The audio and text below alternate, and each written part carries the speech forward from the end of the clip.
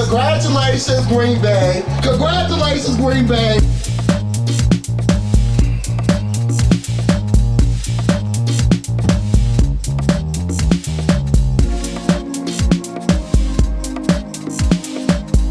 I said run the ball.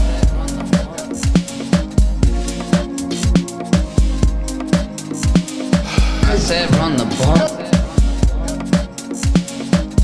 That was on you, Dad. Well, hello, good people. Mark Holmes here, of course, with my buddy Cowboy Joe Boo. And as always, I want to say thank you all for watching, commenting, subscribing, and being part of the Joe Boo Sports Report. Without you guys, as well as you ladies, you know that this literally does not work. It's Thirsty Thursday, and welcome to the first day of Mike McCarthy's continued tenure with the Dallas Cowboys.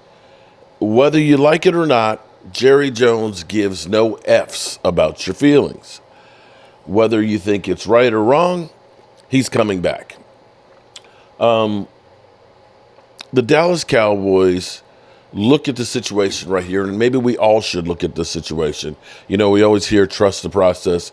I'm going to trust the process when I see something being done that's different, because the definition of insanity is doing the same thing. And I don't necessarily believe that the problem is just the coaching. Now, we know Dan Quinn has got all kinds of interviews set up. He's had interviews in past years where he's had a lot of them set up, and after a couple interviews, it ends up being, nah, I'm done with these. I'm going back to Dallas. The question is, after that meltdown that the Cowboys had, do you think that teams are still ready to hire him as the head coach? I don't know. Time will tell. And if he doesn't get a head coaching job, do you welcome him back with open arms? Now, here's what I'm going to say. I am always the guy that's tries to be more positive than negative. I try to look for the bright side of things and possibilities.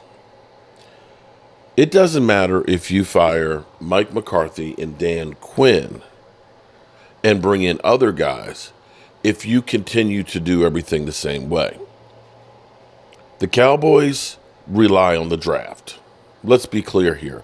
When we look at the free agents we bring in, it's not top tier ones. Now, that's not to say that we don't get diamonds in the rough. We don't find starting caliber players as undrafted free agents or as free agents and get the most out of them.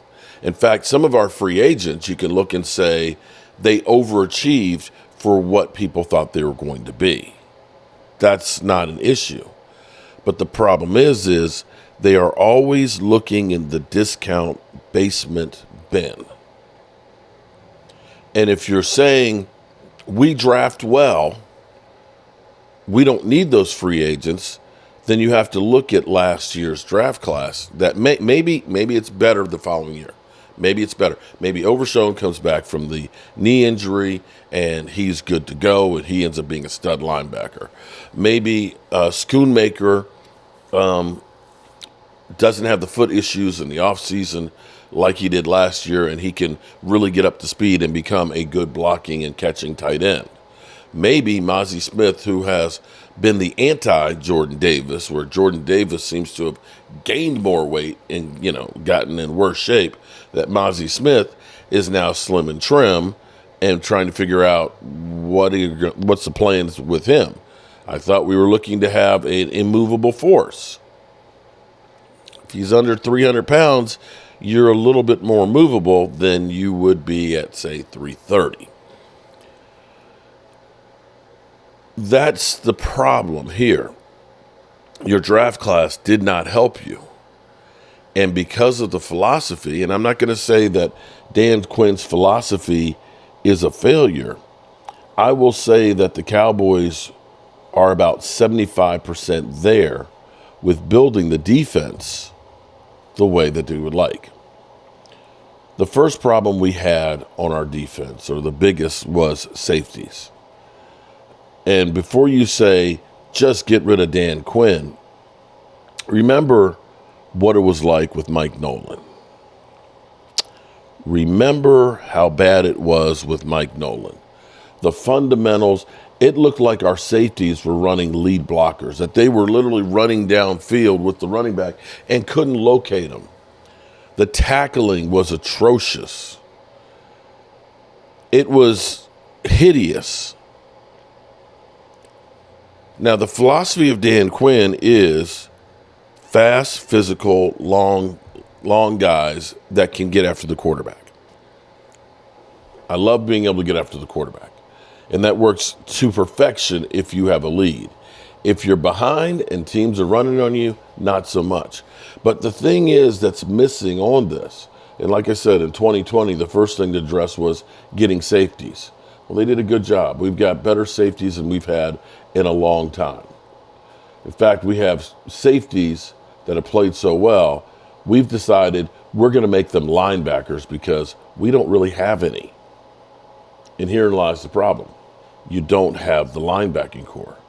When you think about the Seattle's Legion of Boom, they had great cornerbacks. They had good defensive linemen. And it was a plethora of them. It was a rotation of guys. But the stalwarts of that defense, the heart and soul, was K.J. Wright and Bobby Wagner. The linebackers that could play downhill and stop the run.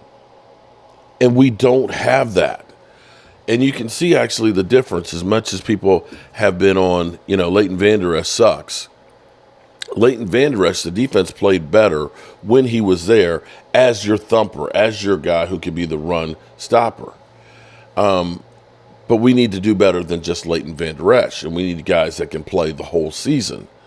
And if you don't get the linebackers, then this defense, whenever you have a team that has a lead, it's going to be an issue. So I'm not going to say that Dan Quinn was a failure on this team. Remember, it was just 2020 that everything on this defense needed to be revamped. You've got edge rushers now. You've got capable defensive linemen. You've got cornerbacks. You got safeties. And now they got to focus on the middle. Excuse me. Focus on the middle of the field. Now, this is where Jerry Jones may be, of course, as usual, selling us a bill of goods. That, we are all to blame. Okay, I don't care about the blame. I don't care about the blame. What I want to know is, what are you going to do about it? What is the solution going to be to fix this? So that way we don't have to, pardon me. I had a little tickle in my throat there.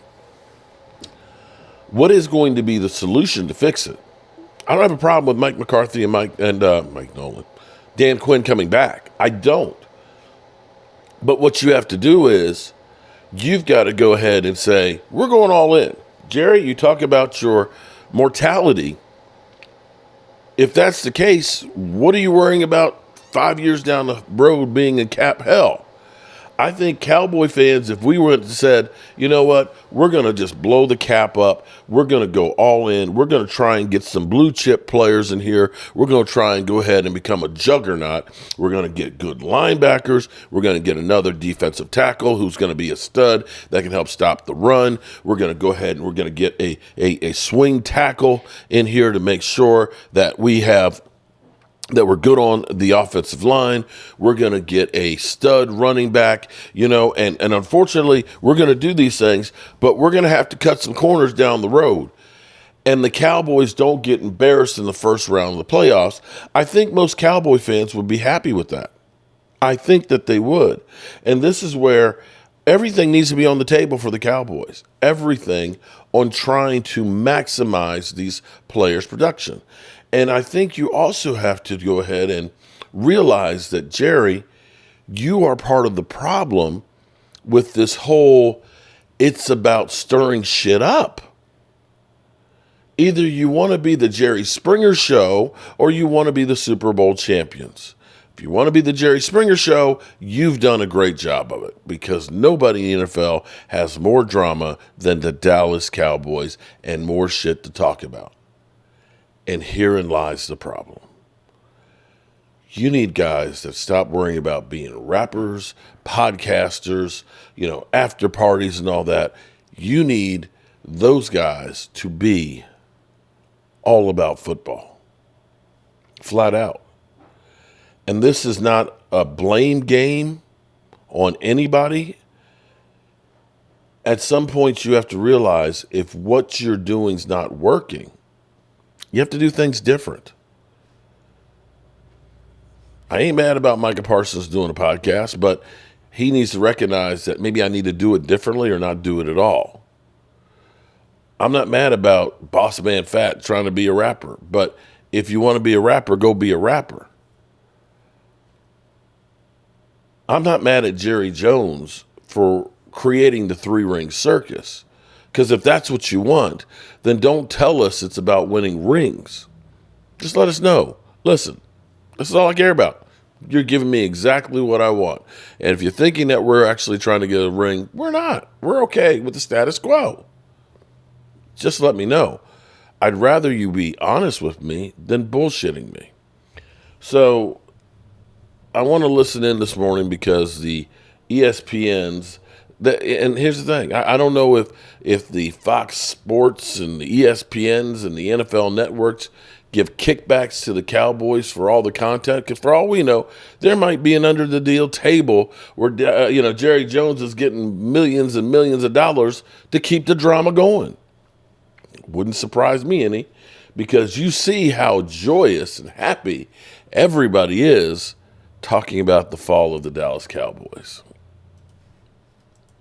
Of the Dallas Cowboys, because it is going to look a lot like the past. The coaching news is this: Mike McCarthy back as coach in Dallas for the 2024 season. He will go into the final year of his contract unless they extend it. McCarthy's return coming on the heels of losing 48-32 to the Packers in the wild card round. So McCarthy is now 1-3 in the postseason in Dallas, coming off 3 straight 12-win seasons. Jerry Jones releasing the following statement: there is accountability for our results. I am accountable for our results. The lens we use to view and evaluate Coach McCarthy is holistic.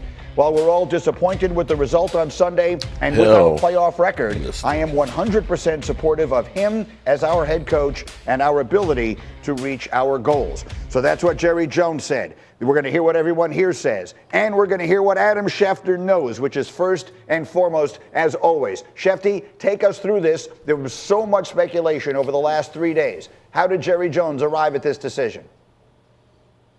Well, Greeny, with each day that went by without a decision, that told you more and more that the Cowboys were not going to go in a direction in which they would be firing Mike McCarthy. And there began to be whispers about it the last couple of days that Jerry would not be making a change. And I think he made it readily apparent in a couple of things that he said yesterday. Number one, he believes in continuity, stability, and that Mike McCarthy has the highest winning percentage in the regular season of any coach in Dallas Cowboys history. That statement stayed with Jerry Jones. And he talked about the fact that it was not just Mike McCarthy that deserves the blame for Sunday's loss against the Green Bay Packers. It was Mike McCarthy, it was the rest of the coaches, it was the players, it was the front office, and Jerry Jones said it was himself.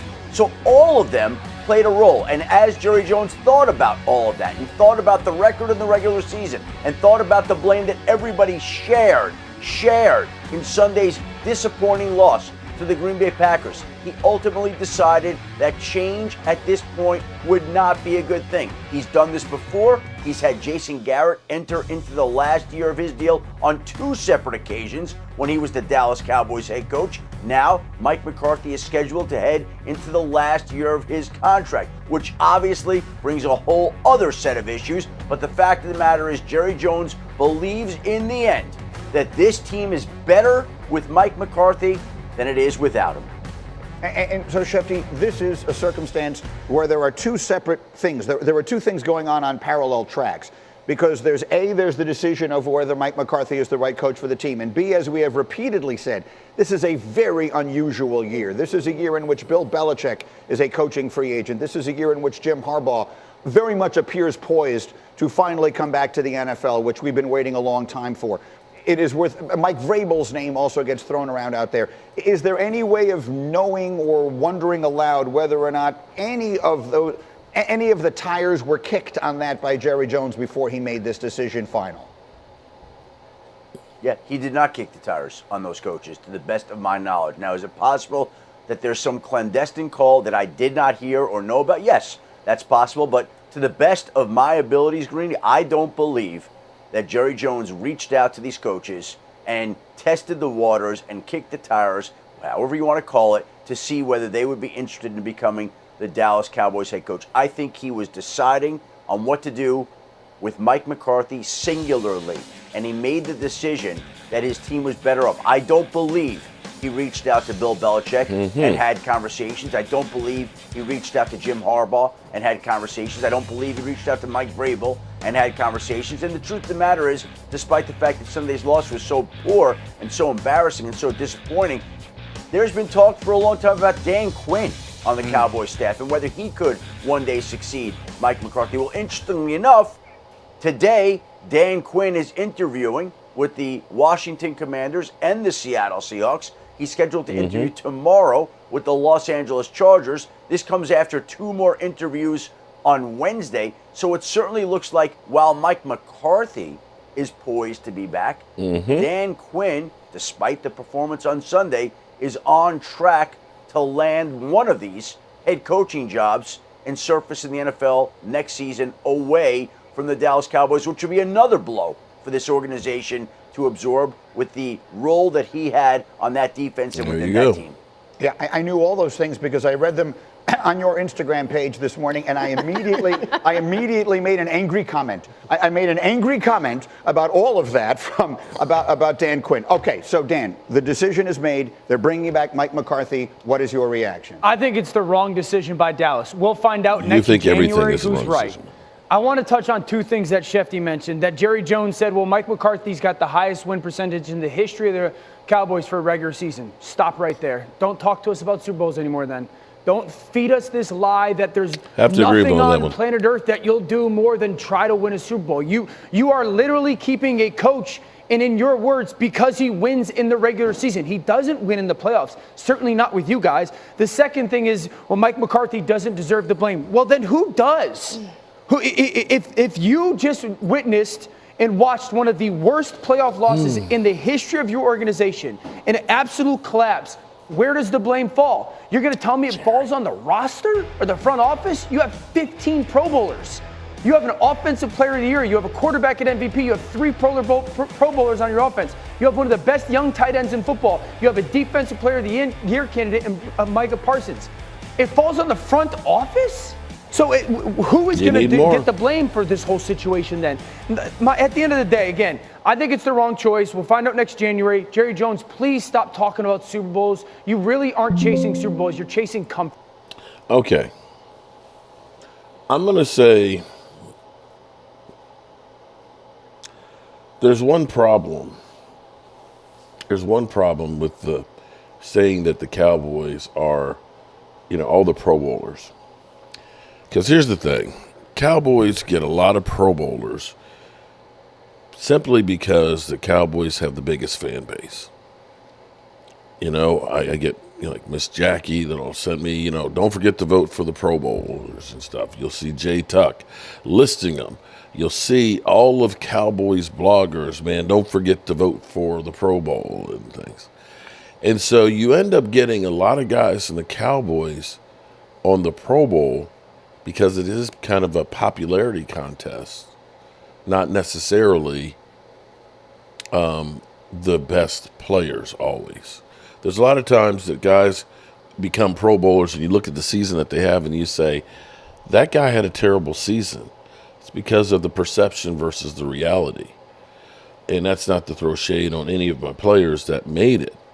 But we all know how if you are a Jet player that's playing really, really well, you don't have the fan base and the numbers to be voted there the same way a Dallas Cowboy won. To say that Tyron Smith on an injury-riddled year, the second-team All-Pro, Deron Bland, yes, has had, the pick-6 record, but it's big plays that he's made, but a lot of times in coverage, he's getting burnt really bad. I'm not sure that he's all pro, but, it's all subjective. In the end, we know where our problems are. Running the football, which you must be able to do in the playoffs, and stopping the run, again, which you must do in the playoffs.